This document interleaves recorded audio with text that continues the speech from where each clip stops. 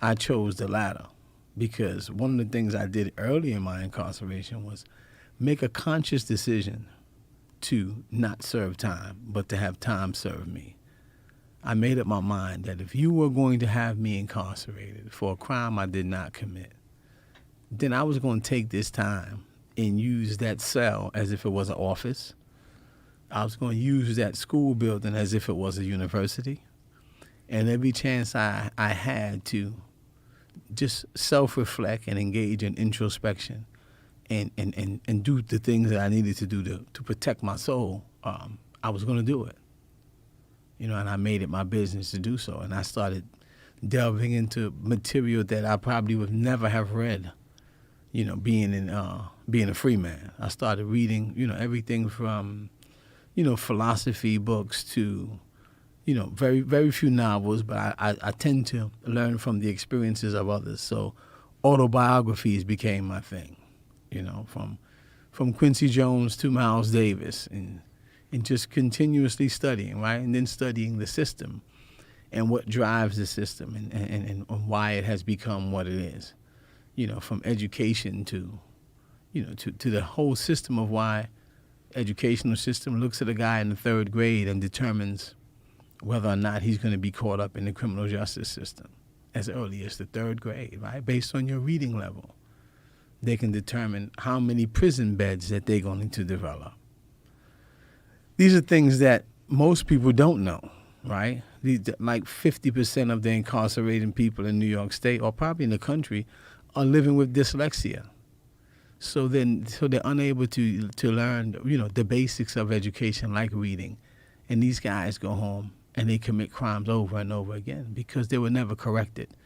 And these same systems that were built on the premise of rehabilitation are draconian in that they do nothing but, steal a person's humanity and allow them to become or looked at as nothing more than a number.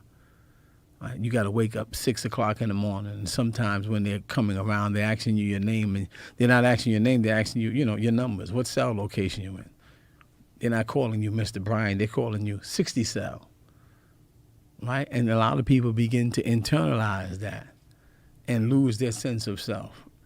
And so I remained guarded and try to maintain a sense of humanity through my meditation, right? Through fasting every now and then, and just through deep introspection and reflection. For me, that was the hard part. The easy part was education and learning. The hard part was introspection and fighting a system, right? Not just a prosecutor or a court, but fighting a system that was premised on, oppression, right? That was premised on, it's a business, a prison industrial complex. You got cheap labor. The 13th Amendment says you're allowed to be enslaved if you're convicted of a crime. You see? And so, in a system like that, you have to find a way. You got to find it within yourself, too, to rise above the fray. Did you meet anyone else inside that showed you this path? Yes. Early on in my incarceration, there was a group of guys called the Resurrection Study Group. And it was founded by a guy named Eddie Ellis, who has since passed on. And what the Resurrection Study Group did was they developed this program called the Non-Traditional Approach to Social and Criminal Justice. And it helped them understand why the vast majority of incarcerated people in New York State came from, at that time, they came from 7 basic neighborhoods, right? And these were neighborhoods that were all impoverished, that were all plagued with what we call crime-generative factors, from substance abuse to dilapidated housing to just poverty, right? And so you see violence. And what I've come to realize is that poverty is violence. So wherever there's poverty, you're going to see violence because poverty itself is violence. And so these neighborhoods, you begin to learn and study, and you begin to see that this is not by accident.